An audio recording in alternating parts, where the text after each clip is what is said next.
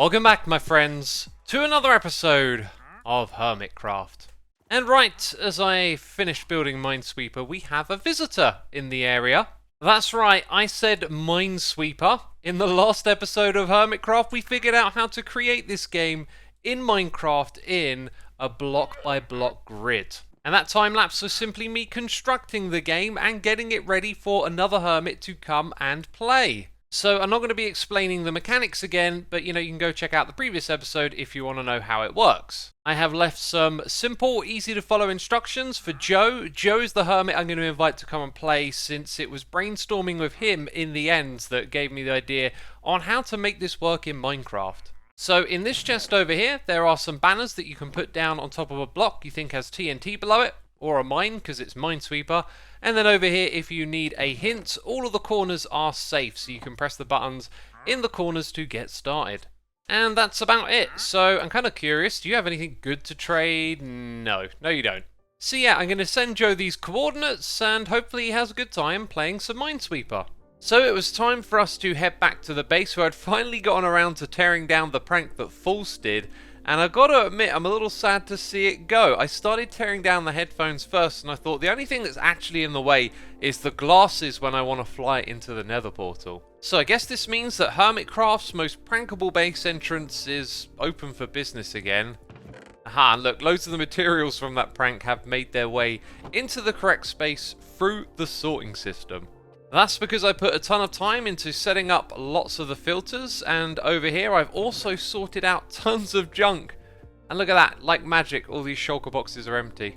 But a lot of what I emptied from those shulker boxes didn't actually get filtered, but this makes my life really easy doing it this way, because now all I've got to do is pick up these items and put one of each into the filters, and then when I chuck through all of this junk again, it'll get properly sorted. And so I've moved a heck of a lot of items into here, but of course we have our starter base. That's the wrong chest. Well, that's a bunch of non-stackable items successfully sorted out of these shulker boxes. But yes, we're going to head over to the starter base and grab a bunch of items. Because, well, I guess it should be obvious, but, occasionally I have to take a bunch of trips over here to pick up some of the items that I left behind. So finally we can start to move all of these materials to the main area.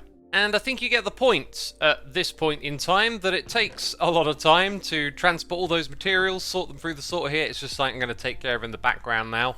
But before we head out of here, I've also, ripped out all of those chests that were floating in the middle of the ribcage. And so we got some neatly ordered bulk storage over here with all sorts of materials sorted and organised. And ironically, what we're doing next is more organisation.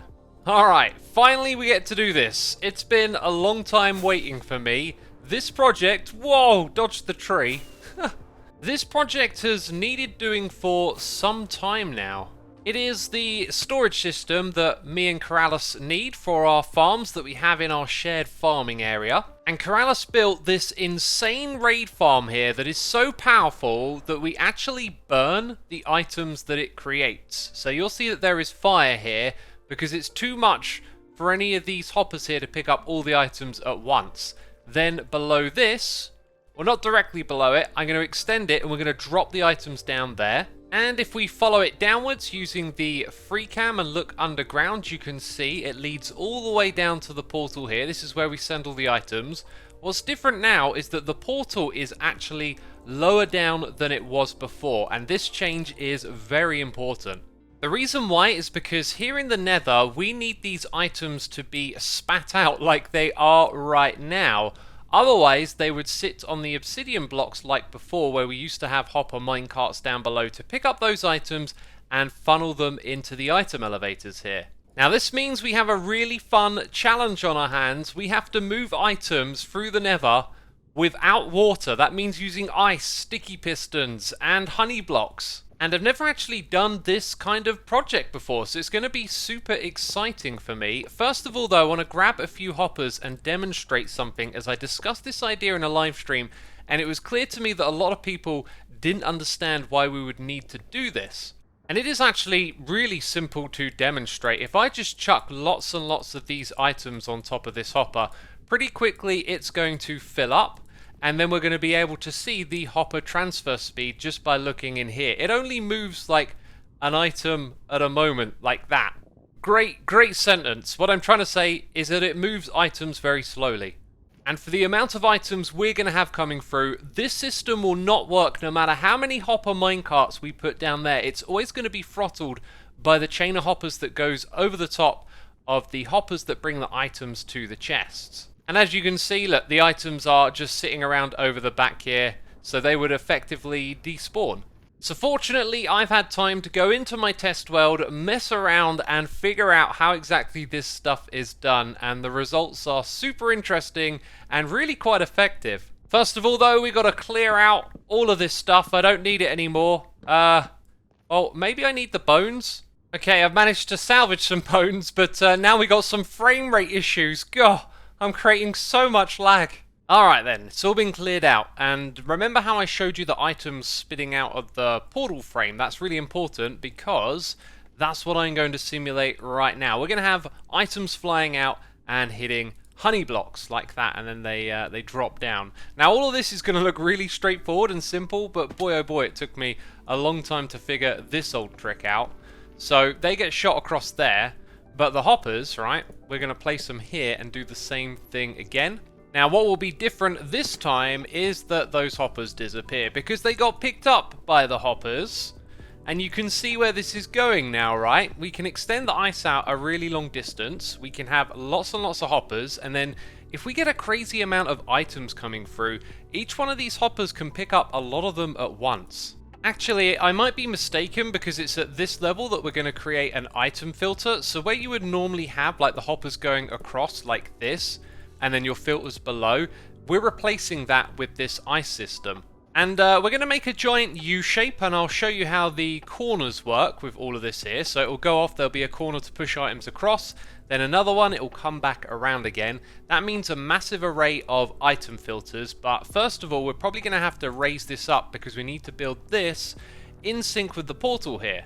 And this is where we might run into some issues because it seemed like the portal was spitting the items out directly in the middle of the two blocks. Okay, so we got to give this little setup a test right here. And fortunately, all I need to do is just like hop through to the overworld because then the farm is running and items are heading towards the portal. And then I just hop back through again. Right, and that is very unfortunate. This means that items are both coming through on the right hand and the left hand side. Let's just see what happens when we press the button. Yeah, they stay up there because they're sitting on the slime block and then they're sitting on the piston. Or should I say the piston when it's extended. Actually, it kind of looks like it sits above. Huh. So it could be that I need to finagle the portal on the opposite side to get it to send items just through one sliver here instead of both of them sort of in the middle. Or I come up with a contraption that can handle this. So I used a design like this in my tree farm recently, but I think it requires 2 lots of pulses. Yeah, so we get the push out, but then you have to do it again to pull it all the way back, right? So can we achieve this with an observer here and simply a button in front of it? This button would obviously be some sort of clock at another point in time. It behaves differently. Oh, actually no. It does the same thing, but not quite like I want. Alright, back to the drawing board, doing all of the redstone, and then realizing that it might literally be in the middle of the room, so this might have to get hidden later on. But we got a clock in the middle, and we've got a pulse extender over here. That's really important because, as you can see, this longer pulse is about to push out those blocks and pull them back in. So I've just gone back to a classic repeater setup for that double pistoning extender. This other little bit right here is to control these trapdoors. So imagine that we got items on top of them. When this thing activates, perfect timing there, it should let them drop down. Here's my concern. The items might actually sort of get, I don't know, pushed about by the trapdoors. So let's see what happens. Yeah, they seem to actually drop all the way underneath and then they get shot off. It looks like it's some successful redstone done. And so the next thing I'm going to show you is this turning the corner, but it's probably going to happen somewhere out here. So you can see I've got a lot of building to do. I've got to create a big old box to house everything we're going to put in it, which includes this thing going lower down because that's where the filter is going to start, and then there's going to be several stacks of chests, so it'll probably be a little deeper than this, and that means that actually the redstone here is up in the ceiling, so it might need to go a little bit higher than it currently is. And now jumping forward in time, I guess you get to see all of that, because I've expanded the area for our needs. I've built a giant stone box. And yeah, as I said, this is, where the chests are going to be, and so all of that stuff is actually above us. And as for these chests, if I'm not mistaken, the idea is that the floor height is around here, so that you can reach the top and the one at the very bottom. And there will be 19 hoppers going across here, so a total of 57, and then 8 double chests for each one of those two. I need to craft 912 chests. This is going to be like the most ridiculous storage system ever.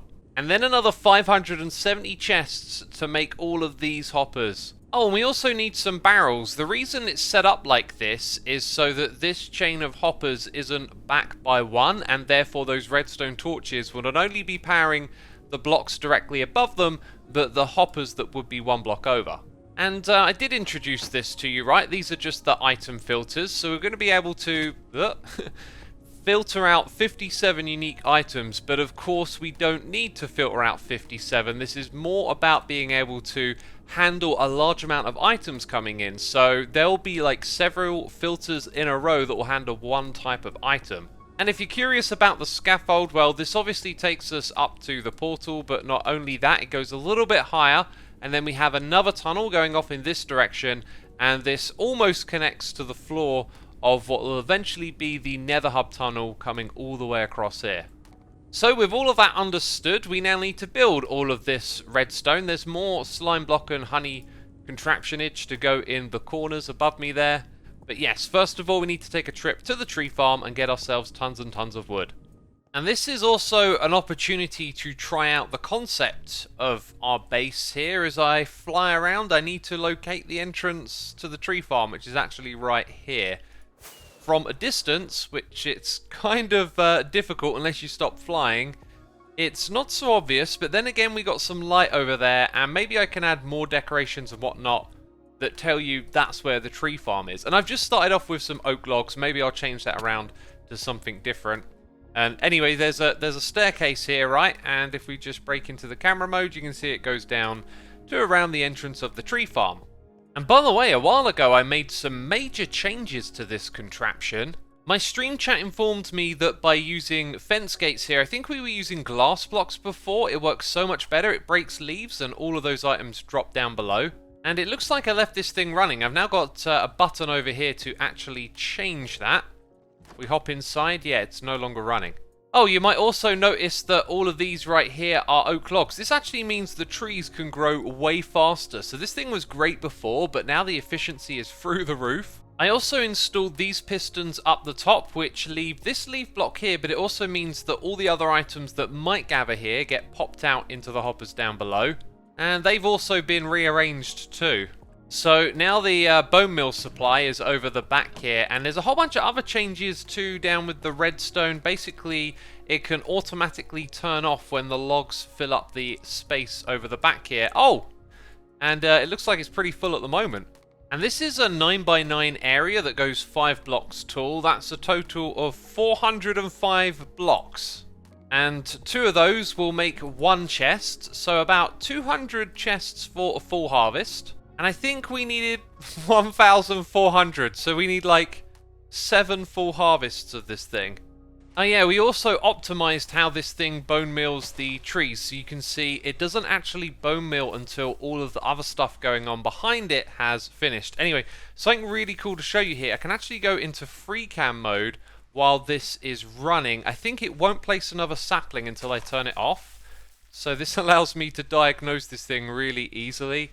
I can like pop out, have a look around, tap X, and then tap X again, and it's planted another sapling. Pretty cool. So it shouldn't take us long, or too long, to get all of this wood gathered. It is now later in the day for me, and after going through my axe a couple of times, demolishing all of the blocks that you see behind me, I realised we really need that blast chamber sorted out. And as you're going to see, I've kind of built something over here. It's a bit of a cheaty blast chamber though. Now, if I could refresh your memory on this project, we built this contraption over here that will send the oak logs around the outside. and then it will press them into the middle and push them down. Eventually they make their way over to this, which ignites the TNT and harvests all of the oak logs. And I absolutely love this contraption. I'm pretty gutted that I can't figure out the one thing that I need before it to get the blocks inside of it. So the trees grow either 5 or 6 blocks tall, and then you need some sort of way to push the blocks out, but then get them into a single row of blocks like this that gets fed into this contraption, and I haven't been able to figure it out. Over here I was trying a couple of ideas that, just didn't really go anywhere at all. In fact, they just make a mess out of all of those pistons down there. So one day, maybe I'll crack that cookie, and then I'll be able to build my own blast chamber, but I decided to go with the classic cheaty duplicating TNT. It is something that I wanted to avoid, but I just figured this would be such a big time saver. So for now, I've really kind of hacked this into the contraption. So up the top here, there's an additional bit of redstone. When all of the stuff up the top here fires, the walls get pushed in from the side.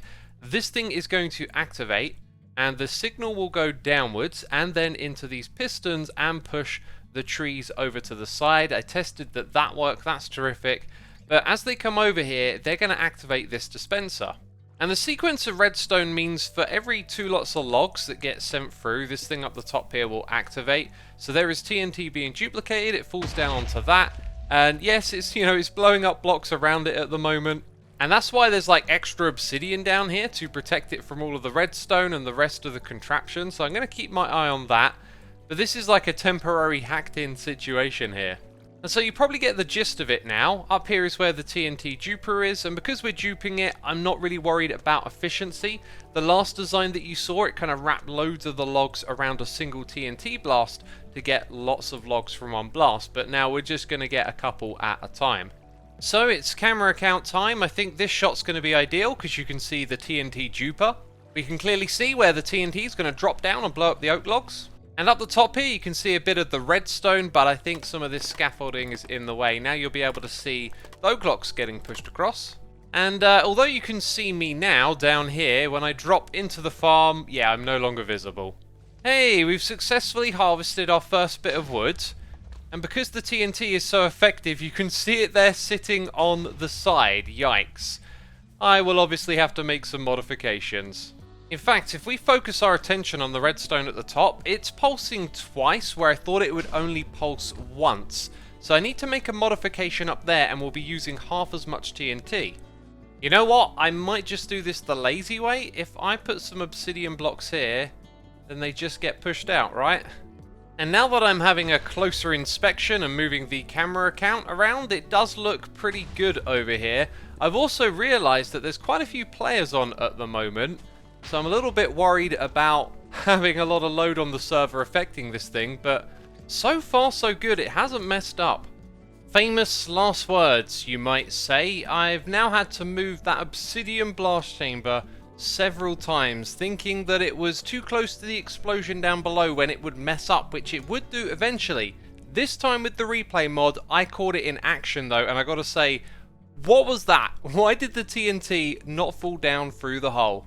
So until I understand what causes that, this thing is kind of doomed to fail. However, in the process of trying to get it to work over and over again, I've actually accumulated a rather large amount of oak logs here.